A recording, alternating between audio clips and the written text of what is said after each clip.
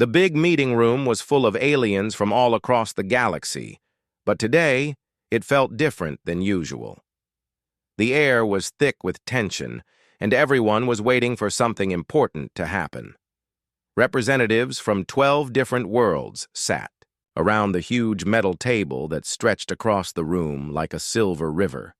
Their strange faces showed curiosity and doubt as they whispered among themselves in languages that sounded like music, or grinding metal or rushing water.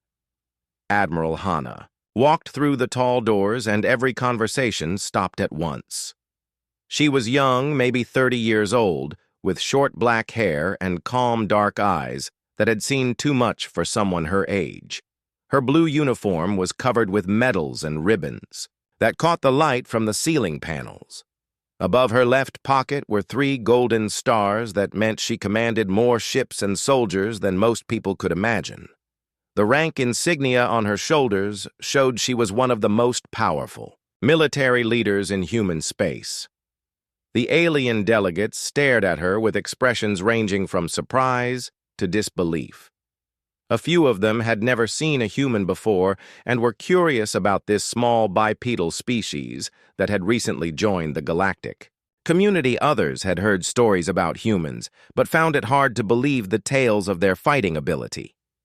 The newest members of the council were especially confused because they expected human leaders to be old gray-haired men with deep voices and serious faces. At the head of the table sat Ambassador Vorthok, whose reptilian features made him look like a giant lizard wearing fancy clothes. His yellow eyes followed Admiral Hana as she walked to her assigned seat, and his forked tongue flicked out to taste the air. The Vorthak people had been part of the galactic community for over 1,000 years, and they believed that age and experience were the most important things for leadership.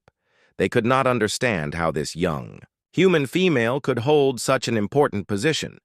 Next to him was Commander Zelen from the insect-like mantid collective, whose compound eyes glittered like jewels as they tracked every movement in the room. The mantids were known for their logical thinking and careful planning. They had spent weeks studying human military records but could not find any explanation for Admiral Hana's rapid promotion through the ranks. Everything about her career seemed to break the normal rules of military advancement. On the other side of the table sat the massive form of General Korath from the warrior culture of the Ursine clans. His bear-like features were scarred from many battles, and his thick arms were crossed over his chest in a gesture that showed he was not impressed. The Ursine people respected strength above all else, and they earned their ranks through combat trials that could take decades to complete. The idea that a human could become an admiral in just a few years seemed impossible to them. Admiral Hana took her seat without saying a word and placed a small data pad on the table in front of her. She looked around the room at all the alien faces staring at her and showed no sign of being nervous or uncomfortable, even though she was the youngest person in the room by at least 20 years. She carried herself with the confidence of someone who had earned their position through hard experience. The meeting was supposed to discuss new trade agreements between human space and the rest of the galaxy, but everyone knew that was not the real reason they were all here. The alien governments wanted to see this legendary human commander for themselves. They had heard the stories about her battles, but many of them thought the reports must be exaggerated. Humans were a new species in galactic politics, and most aliens still thought of them as primitive creatures who got lucky in a few small conflicts. Ambassador Vorthak cleared his throat with a sound like rocks grinding together and leaned forward on his powerful arms, his yellow eyes fixed on Admiral Hana with the intensity of a predator studying its prey. When he spoke, his voice was deep and rough like an earthquake rumbling through stone. His words carried the authority of someone who had been making important decisions since before humans had discovered Fire Young Human. He said in the common galactic language that all species used for official business, "We have studied your military records and find them very difficult to believe. You hold the rank of admiral, which in most civilizations requires at least 50 years of service and victory in many major campaigns. Yet our information shows you are barely 30 years old and were a simple exploration. Officer, just 3 years ago. The other aliens around the table nodded in agreement, and some of them made sounds that might have been laughter or approval. A few whispered comments in their own languages that the translation devices picked up as phrases like impossible promotion and human propaganda. The tension in the room grew thicker as everyone waited to see how the young admiral would respond to this public challenge. Admiral Hana did not seem bothered by the question at all. Instead, she smiled slightly and reached for her datapad. Her fingers moved quickly across its surface as she brought up files and images that had been classified until recently. The large viewing screen at one end of the room flickered to life and began displaying a series of photographs that made several aliens gasp in shock. The images showed a planet that looked like it had been through hell itself. The surface was covered with black glass, where intense heat had melted solid rock into smooth. Sheets that reflected the light from the system's star-huge craters dotted the landscape like wounds that would never heal, and twisted metal wreckage was scattered across the burning ground like the bones of dead giants. Steam rose from pools of water that had been turned into acid by chemical weapons. "This," she said in a voice that was calm, but carried undertones of steel, "is Kepler 7. 3 years ago, it was a peaceful mining colony with 50,000 human settlers living in dome cities that sparkled like jewels against the planet's red sky. Children played in parks under artificial suns, while their parents worked in the deep mines that produced rare metals for our growing civilization. It was supposed to be a safe place far from any military conflicts." She touched the datapad again, and the images changed to show what the planet had looked like before the destruction. Green valleys filled with crops that fed the colonists. Crystal-clear lakes that provided water for the dome cities. Mountains rich with minerals that would have made the colony wealthy and independent for generations. The contrast between these peaceful scenes and the burned wasteland they had just seen was shocking. But something came out of the deep dark between the stars. She continued, and her voice grew harder with each word. Ships bigger than our cities, carrying weapons that could crack planets and soldiers bred for nothing but conquest. They called themselves the hegemony, and they had conquered 47 worlds before they found us. The colonists sent out a distress call, but we were 3 days away at light speed, and by the time any major fleet could respond, it would have been far too late. The alien delegates were listening, more carefully now because they all knew about the hegemony. The ancient empire had been expanding across the galaxy for centuries, and no one had ever successfully fought them off. Most civilizations just paid tribute and hoped to be left alone. The idea that young humans had somehow faced them in battle and survived seemed impossible. Admiral Hana stood up from her chair and walked toward the viewing screen. Her boots made soft sounds on the metal floor that echoed in the silent room when she reached the screen. She placed her hand against its surface over the image of the burned battlefield. Her voice became quieter but somehow more powerful as she spoke the next words. "This is where I earned my rank," she said, turning to look directly at Ambassador Vorthak. "This is where I learned what humans can do when someone threatens our people. This is where a simple exploration crew with basic weapons faced the most dangerous military force in the galaxy and showed them that humans do not surrender our own." The room was completely silent now, as every alien delegate stared at this small human female who spoke of impossible battles with such quiet certainty. Some of them were beginning to understand that the stories they had heard might not be exaggerated after all. Admiral Hana touched the datapad again, and new images appeared on the viewing screen. These showed a sleek white ship floating in the darkness of space between stars. The vessel looked peaceful and scientific with sensor arrays instead of weapon. systems and exploration pods instead of fighter bays. Large windows lined its sides so the crew could look out at the wonders of deep space as they charted new systems for humanity. "This was the discovery," she said, and her voice carried a mixture of pride and sadness. "The ship that changed everything about how the galaxy sees my people." 3 years ago, I was just Lieutenant Hana, fresh from the academy, and eager to see new worlds. We were explorers, not soldiers. And our mission was to make peaceful contact with alien civilizations and map safe routes for human expansion.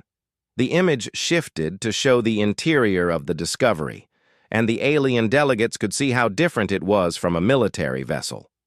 The corridors were wide and bright, with viewing ports every few meters so crew members could watch the stars as they worked.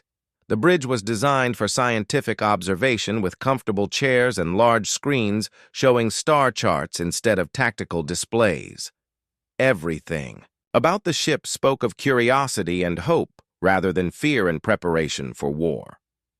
Our captain was a man named Minho, who had spent 20 years exploring unknown regions of space. Admiral Hana continued, he was kind and patient and believed that most problems could be solved through communication and understanding. He taught us that the universe was full of wonders waiting to be discovered, and that every new species we met was a chance to learn something amazing about creation itself. She brought up personnel files that showed the faces of her former crewmates, and the aliens in the council chamber could see how young and hopeful they all looked. Navigator Jinwoo had bright eyes full of excitement about plotting courses through uncharted star systems. Engineer Suna smiled at the camera while holding a tool she had designed to repair equipment in zero gravity. Chief Medical Officer Taiho looked serious but gentle as he worked in the ship's medical bay communications officer. Yuna was barely 22 years old, Admiral Hana said, pointing to a picture of a young woman with long black hair and a cheerful expression. She could speak 12 different languages and was learning more every day because she wanted to be ready. When we made first contact with new species, she spent her free time writing letters to her family back on Earth, telling them about all the beautiful nebulas and strange planets we discovered. The viewing screen showed more images of the Discovery. Crew at work and at rest. They played games together in the recreation room, shared meals in the dining area, and gathered on the observation deck to watch spectacular cosmic events like stellar births and the dancing lights of aurora around gas giants. It was clear that these people were not just colleagues, but had become a close family during their long journey through the void. Everything changed when we received a distress signal from the mining colony on Kepler 7. Admiral Hana said, and the mood in the council chamber grew more serious. The message was broken and full of static, but we could hear screaming and explosions in the background. The voice of Administrator Kyung came through the interference saying, "Colony under attack. Unknown ship's weapons beyond our understanding need immediate help." Captain Minho did not hesitate, even though we were just an exploration vessel with basic defensive systems. We had taken an oath to protect human lives wherever we found them in danger. The Discovery changed course immediately and jumped to hyperspace toward the Kepler 7 system. None of us knew we were flying straight into the first battle of what would become humanity's greatest war. The images on the screen showed the hyperspace tunnel that surrounded their ship as they raced toward the colony. Swirling colors and impossible geometries flashed past the windows while the crew prepared for whatever they might find. Admiral Hana explained how they spent the 3-day journey, checking their limited weapon systems and studying what little information they had about the attackers. When we dropped out of hyperspace near Kepler 7, we found horror waiting for us, she said, and new images appeared that made several alien delegates gasp in shock. The colony that had once been beautiful was now broken and burning. The great dome cities that protected 50,000 people were cracked open like eggs, with their lights flickering weakly in the planetary darkness. Massive ships floated above the planet like dark metal storms, each one the size of a small city. These were hegemony vessels, and they were unlike anything in human military databases. Their hulls were black as space itself and covered with weapon systems that glowed with deadly energy. Sharp angles and cruel curves made them look more like instruments of torture than vehicles for transportation. The hegemony had been conquering worlds for over 1,000 years, Admiral Hanna explained, and their military doctrine was based on complete domination through overwhelming force. Their weapons could turn solid rock into glowing glass, and their soldiers were bred in laboratories for nothing but destruction. They had never encountered serious resistance because most species surrendered immediately when they saw the size of the invasion fleet. On the planet's surface, huge transport ships were loading human prisoners like cargo. Admiral Hanna continued, and the images showed thousands of colonists being herded into the dark holds of alien vessels. Men, women, and children who had been living peaceful lives just hours before were now being taken as slaves to work in hegemony mines on distant worlds. Many of them would never see their families again. Lieutenant Hanna felt her blood freeze as she watched her own species being treated like animals. The Discovery crew stood on the bridge in shocked silence as they realized they were looking at genocide in action. Captain Minho tried to maintain his composure, but everyone could see the anger building in his normally calm eyes. Engineer Suna was already working on ways to boost their pathetic weapons, while Navigator Jinwoo plotted escape routes through a nearby asteroid field.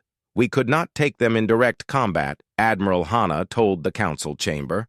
The smallest hegemony ship was 10 times larger than the Discovery, and their shields could absorb anything our mining lasers could produce.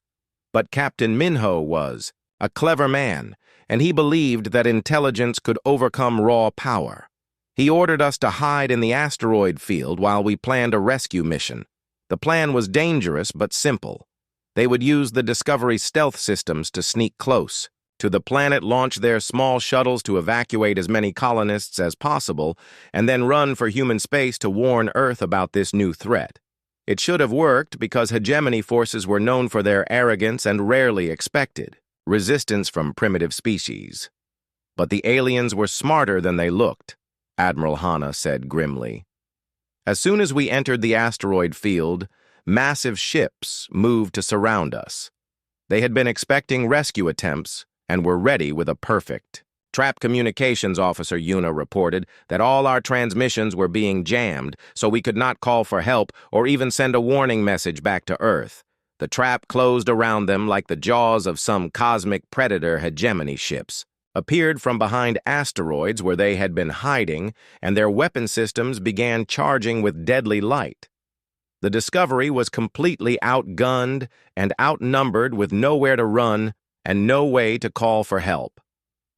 Captain Minho realized they had sailed into their own destruction.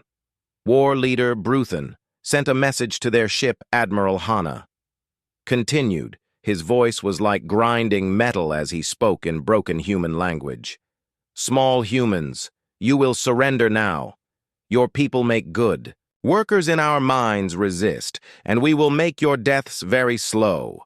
The alien commander had conquered dozens of worlds and expected these humans to beg for mercy like all the others.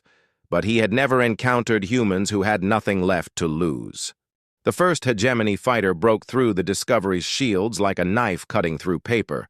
Admiral Hanna continued, and the viewing screen showed the moment when everything changed forever. The impact threw her across the bridge, and she watched in horror as Chief Medical Officer Taeho was crushed under falling debris. The kind doctor who had treated her space sickness and listened to her worries about fitting in was gone in an instant. Then she saw Communications Officer Yuna get struck by an energy beam that left only ashes where she had been sitting just moments before. The young woman who spoke 12 languages and wrote cheerful letters to her family was simply erased from existence. The smell of burned electronics and worse things filled the air as more hegemony weapons tore through the ship's hull like it was made of tissue paper. Something inside Lieutenant Hanna broke at that moment, but then rebuilt itself into something harder and more determined than before. Admiral Hanna told the silent council chamber. These were not just deaths in battle. They were the murder of her friends, her family, the people who had shared meals and jokes and dreams of exploring the galaxy together were being killed for no reason other than hegemony, cruelty, and greed. Captain Minho was badly wounded with blood running down his face, but still giving orders when the boarding parties broke through their hull. These hegemony soldiers were like nothing in human records, part machine and part organic creature built only to kill and conquer. Each one was 8 feet tall with 4 arms, ending in razor-sharp claws. Their armor could stop most human weapons and their own guns could melt through steel bulkheads. But they had never fought desperate humans before Admiral Hana said with something like pride in her voice. They had conquered 47 worlds, but they had always faced civilized opponents who surrendered when the situation became hopeless.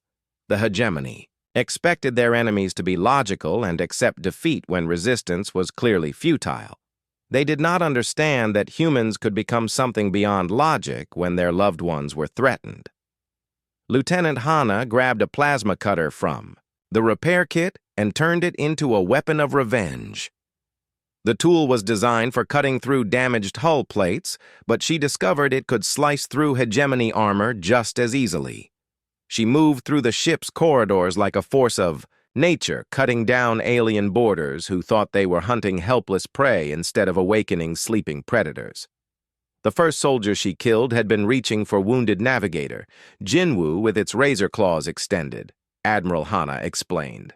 The plasma cutter went through its neck joint, where the armor was weakest, and the creature fell with a sound like breaking machinery. The second one tried to grab her with 2 arms while shooting with the other 2, but she was already moving, and its shots hit empty air. As she fought to protect the wounded members of her crew, Lieutenant Hana began to understand something important about war and about herself. War was not just about having better weapons or more soldiers. It was about being willing to do whatever was necessary to protect the people you cared about. The hegemony soldiers were stronger and better armed, but they were fighting for conquest while she was fighting for survival.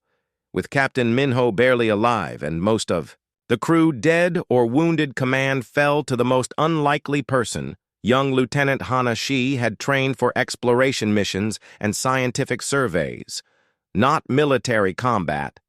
But as she looked at the bodies of her friends and the terrified faces of the survivors, she realized that sometimes training matters less than pure determination. Navigator Jinwoo was still alive, but injured with his leg broken from the hull breach. Engineer Suna had burns across half her face, but her hands were steady as she worked to keep life support running. These were her people now, and Lieutenant Hana swore to herself that she would not let them die. She had already lost too many friends and would not lose any more if she could help it. The Discovery was crippled but not destroyed, and Hana realized this might be their only advantage. The hegemony forces thought they had won completely, so they were not watching the damaged human ship very carefully.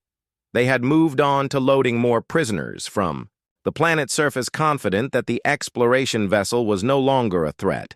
Using her knowledge of alien psychology from her academy studies, Lieutenant Hana began to form a plan that was part genius and part madness. She had studied the behavior patterns of dozens of species and knew that most military cultures had predictable weaknesses. The hegemony was ancient and successful, which meant they were probably arrogant and set in their ways. Jinwoo, she whispered to the wounded navigator Kan, you plot micro jumps inside the gravity well. He looked at her like she was crazy because what she was suggesting was supposedly impossible and definitely deadly. Jumping to hyperspace so close to a planet's gravity field could tear a ship apart or throw it into the star. But he had seen what she did to those boarding soldiers, and he trusted her completely. The first part of her plan was to fake their total defeat. She had Engineer Suna shut down all but emergency power, making the Discovery look like a dead hulk floating in space. The ship went dark and cold, drifting among the asteroids like just another piece of space debris. the hegemony ships ignored them and continued with their prisoner-loading operations. Then Lieutenant Hana waited and watched.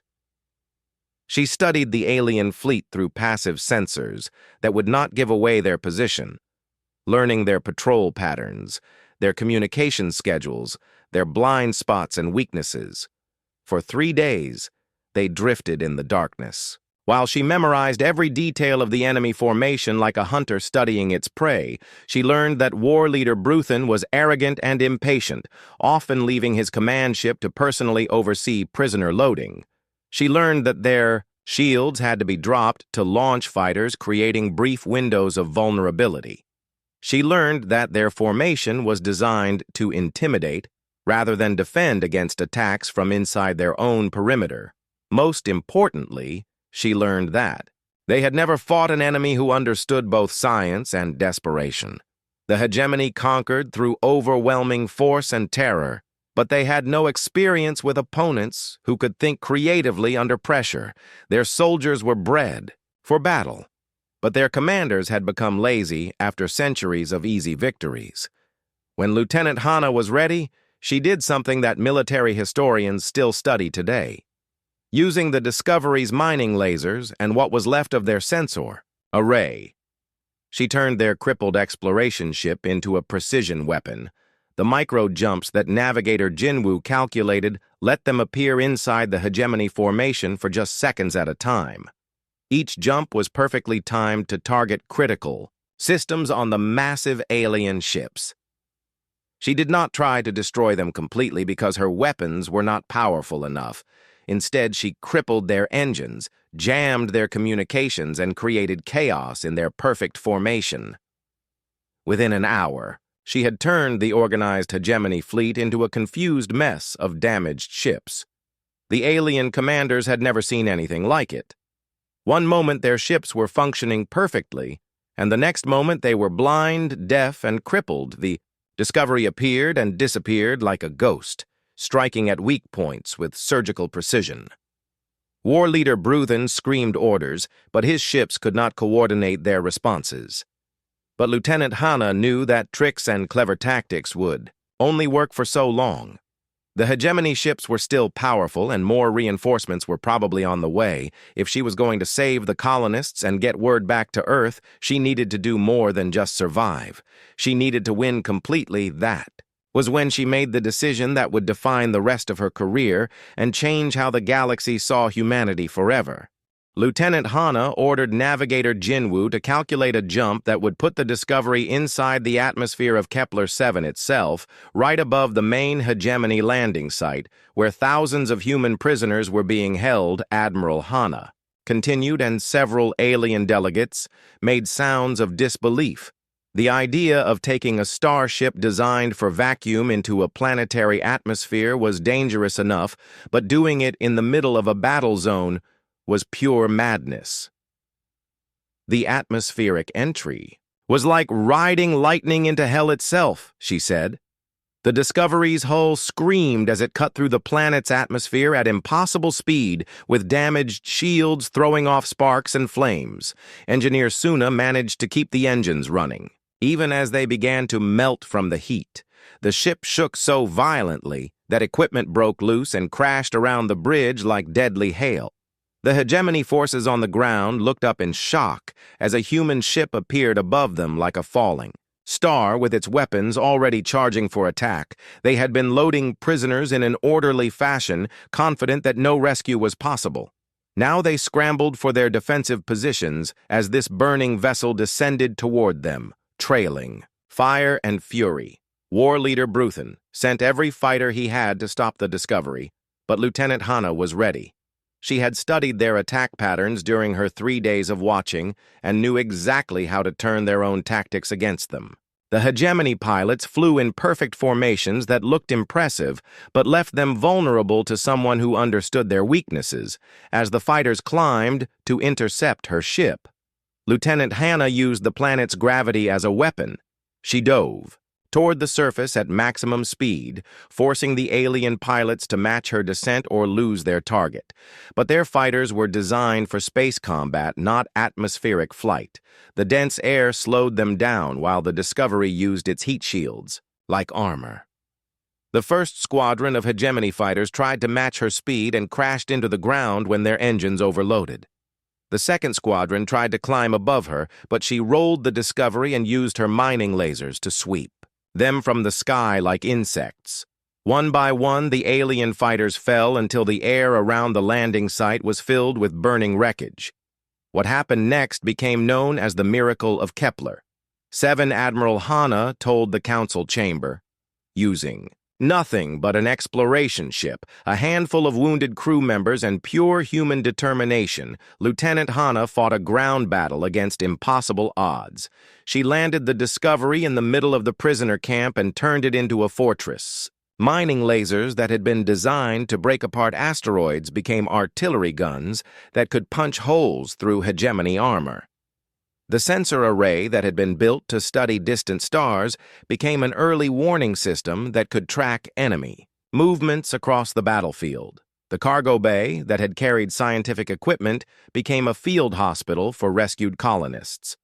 For 6 hours, Lieutenant Hanna held off wave after wave of hegemony attackers while civilian transports evacuated the prisoners to safety. The aliens had superior numbers and better weapons, but they could not break through her defenses. Every attack was met with precise fire that found weak points in their formation. Every charge was stopped by clever use of terrain and improvised explosives. The hegemony soldiers were confused and frustrated because they had never faced an enemy like this before. Their standard tactics involved overwhelming force applied directly to the strongest point of enemy resistance. They did not know how to fight someone who used intelligence and creativity instead of just bigger guns. They were like hammers trying to pound down a nail that kept moving. Lieutenant Hanna had turned the crashed Discovery into a fortress, but she was also thinking like a scientist. She studied each hegemony attack and learned from it, adjusting her defenses to counter their tactics. When they tried to flank her position, she had already moved her weapons to cover those approaches. When they brought up heavy artillery, she targeted their ammunition supplies. Engineer Suna worked miracles keeping damaged systems running while Navigator Jinwoo coordinated the evacuation flights despite his broken leg.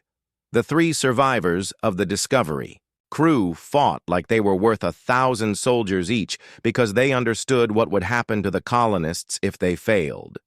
The hegemony did not take prisoners to treat them well. The colonists themselves joined the fight with whatever weapons they could find.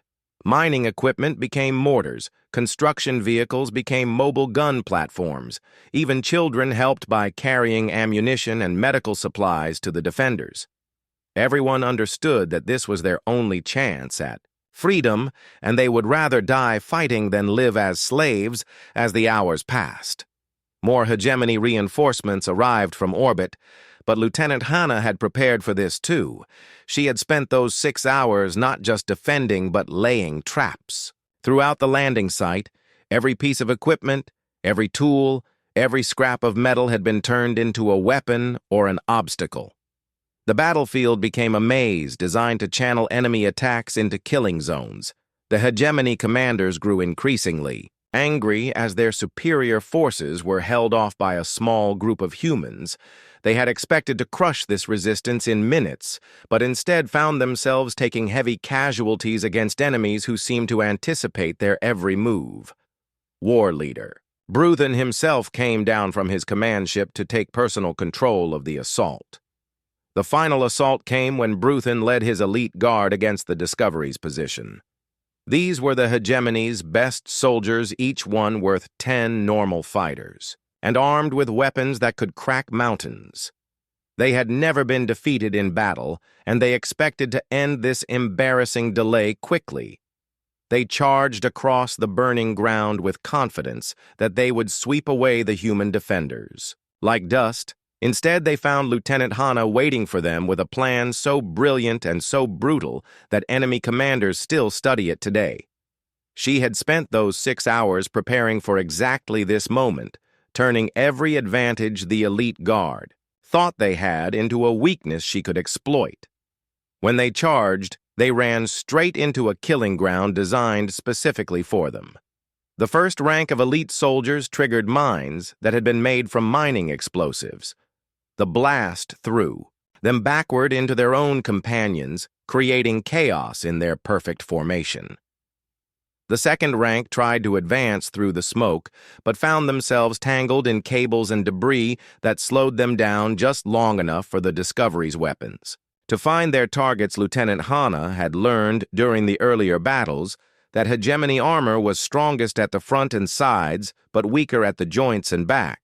So she created a trap that forced the elite soldiers to expose their weak points. She used the crashed shuttle wreckage to create barriers that channeled their advance into a narrow corridor where they could only move single-file A's. The elite guards struggled through this deadly maze. Lieutenant Hana picked them off one by one, with precise shots from her mining laser. Each shot was calculated to hit exactly where their armor was weakest. The soldiers who had seemed invincible just minutes before fell like wheat before a scythe. Their advanced weapons and superior training meant nothing against someone who had studied their weaknesses. War leader. Bruthen watched his best soldiers die, and for the first time in his long military career, he felt something like fear. This small human female had destroyed his invasion fleet, crippled his ships, saved thousands of prisoners, and now eliminated his elite guard with nothing but an exploration ship and pure determination. He began to understand that humans were not like other species. The battle raged on through the night, as more hegemony forces tried to break through Lieutenant Hana's defenses, but each attack was weaker than the last as the aliens ran out of soldiers and ammunition. The human resistance had cost them more casualties than they had taken in their last 10 conquests combined. By dawn, it was clear that the impossible had happened. A single exploration ship had defeated an entire hegemony invasion fleet. The battle for Kepler 7 lasted 18 hours total, but the final hour was what made Lieutenant Hana a legend. Admiral Hana continued, and the viewing screen showed images of the burning battlefield at dawn with the Discovery's weapons overheated, and most of their ammunition gone. She made a choice that shocked both her own crew and the watching hegemony forces. She walked out of the ship's protective cover carrying only a standard plasma rifle and wearing basic combat armor. The alien delegates in the council chamber leaned forward in their seats, because this part of the story seemed impossible. Even the bravest warriors among their own species would not willingly face a hegemony war leader in single combat. The creatures were 8 feet, tall with 4 arms, each one stronger than a human torso, and claws that could tear through steel. Their armor had been built to stop starship weapons, and their own rifles could melt through tank hulls. War leader. Bruthen was still alive, and his massive form towered over the battlefield like a metal mountain.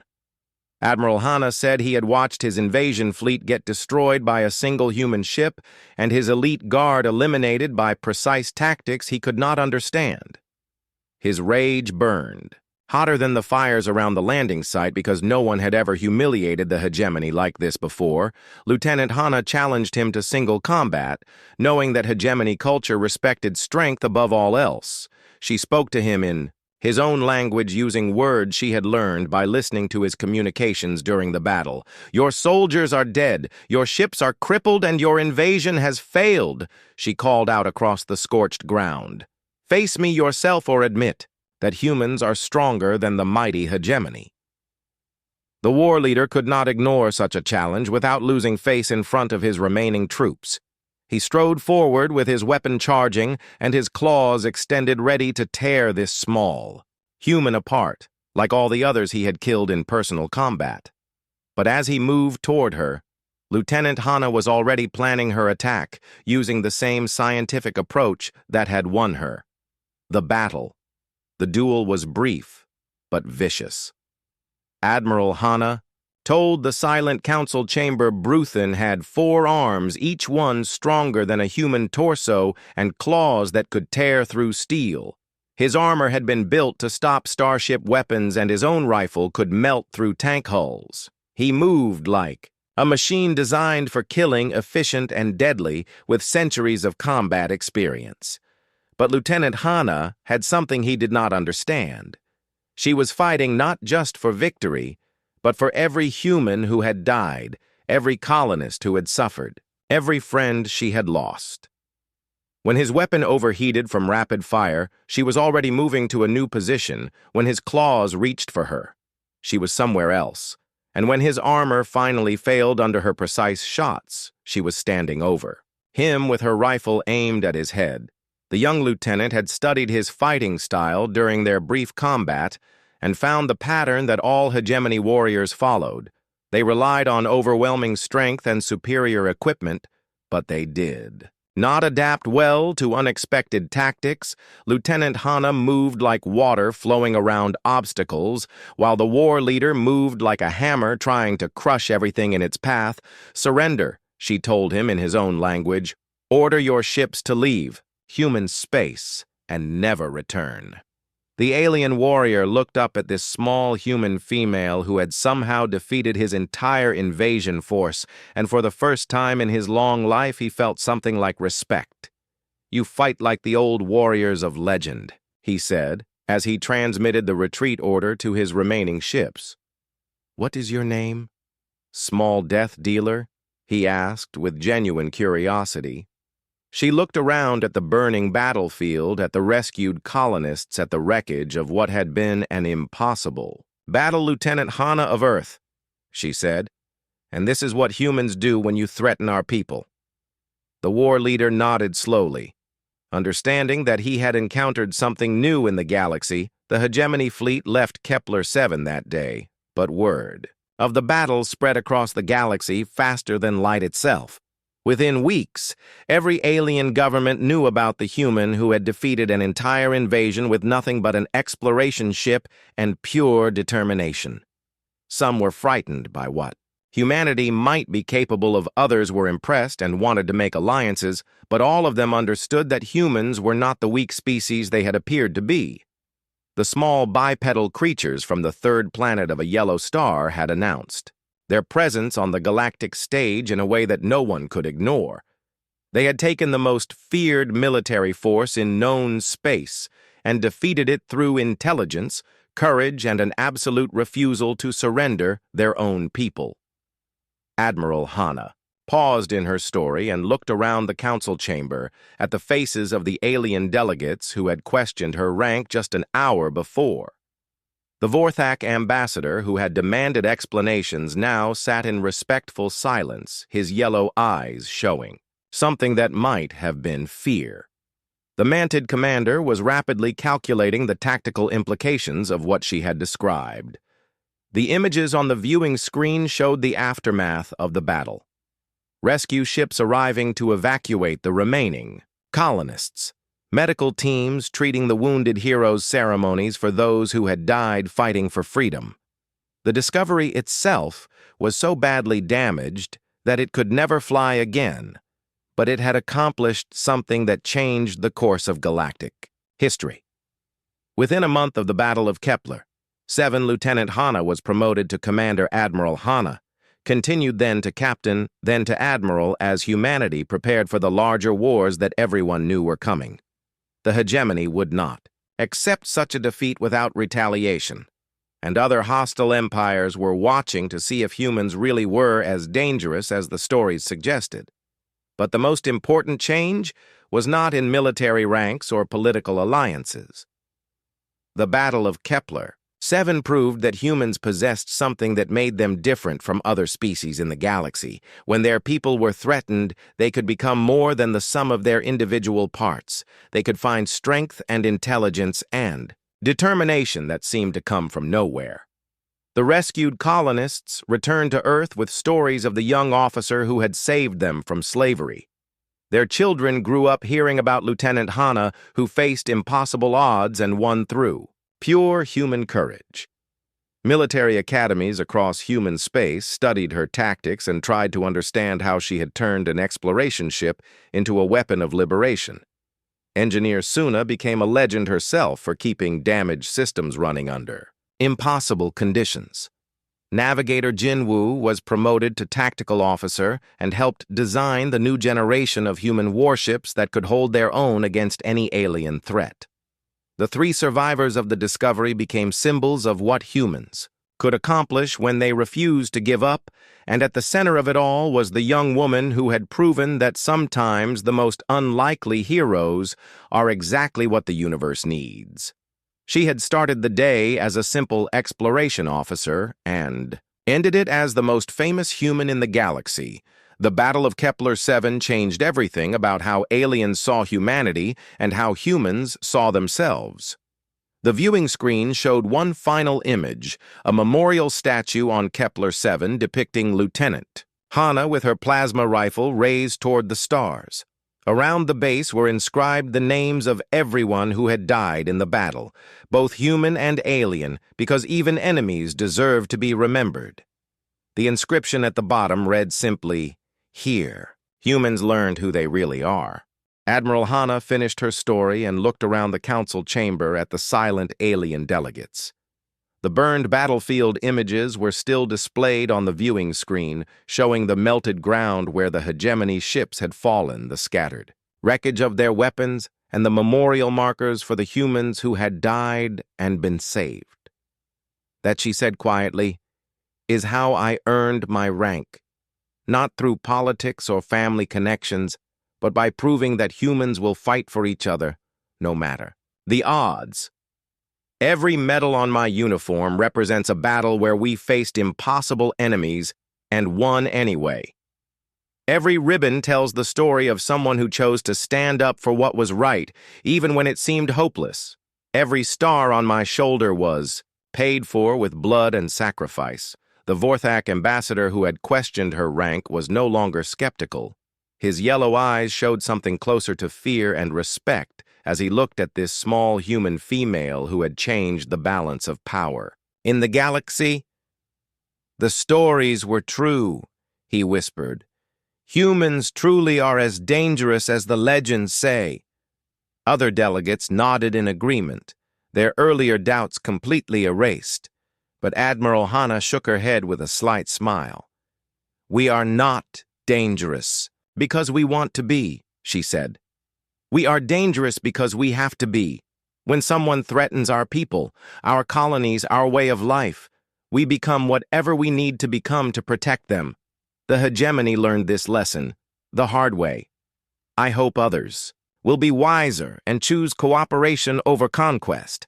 The alien delegates began to understand that they were not just looking at a military officer, but at a symbol of what humanity represented. Admiral Hana was living proof that humans would never accept slavery or surrender their freedom no matter how powerful their enemies might be. She had shown the galaxy that this young species possessed something that made them more dangerous than their small size and primitive technology suggested today. 5 years after the Battle of Kepler, 7 Admiral Hana commanded the largest human fleet ever assembled. Hundreds of ships patrolled human space, protecting colonies and trade routes from any threat that might emerge. Navigator Jinwoo was now her chief tactical officer, his limp a permanent reminder of that first battle, but his mind sharper than ever at finding weaknesses in enemy formations. Engineer Suna ran the technical development program that had given humanity ships capable of standing against any alien threat. Her experience keeping the Discovery running under impossible conditions had taught her lessons that no classroom could provide. The new human warships incorporated her innovations, making them more reliable and deadly than anything else in the galaxy. The Discovery itself sat in the Naval Academy Museum on Earth, its hull still scarred from that desperate fight, but its legend inspiring every new recruit who saw it. Young officers came from across human space to stand before the ship that had changed history and swear oaths to protect humanity with the same courage their predecessors had shown on Kepler-7. The galaxy was different now because of what happened on that burned battlefield, Admiral Hana continued.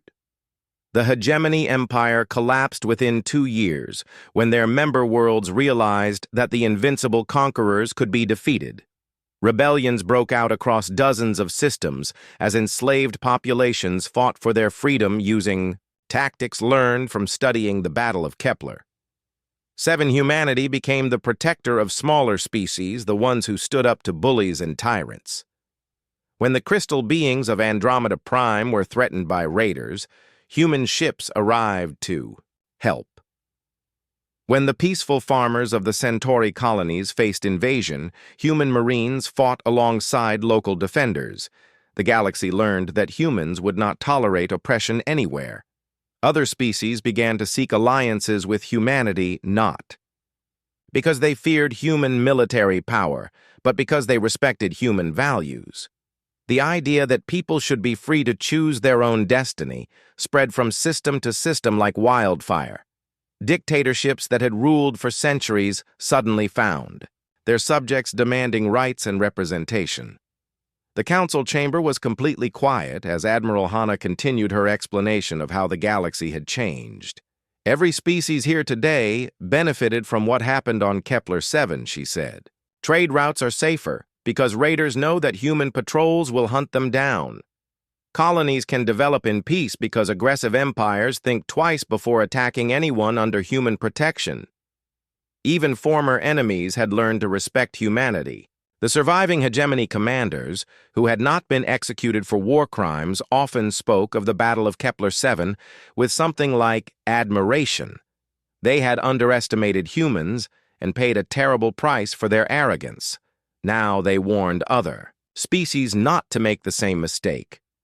When alien commanders asked their subordinates how humans became so powerful so quickly, Admiral Hana said the veterans point to the memorial on Kepler 7 and say simply, "That is where they showed us who they really are." The memorial had become a pilgrimage site for beings from across the galaxy who wanted to understand the human spirit. Young humans visited to learn about courage and sacrifice. Young aliens came to study the tactics that had defeated the greatest military force in galactic history. Military historians analyzed every detail of the battle, trying to understand how such an impossible victory had been achieved. But the real lesson was simpler than any tactical manual humans fight differently when they are protecting something they love. Admiral Hana explained, "We do not seek glory or conquest for their own sake. We fight because we must, because the alternative is to let evil triumph over good. When you threaten our families, our friends, our way of life, you do not face just soldiers, you face the entire human spirit made manifest."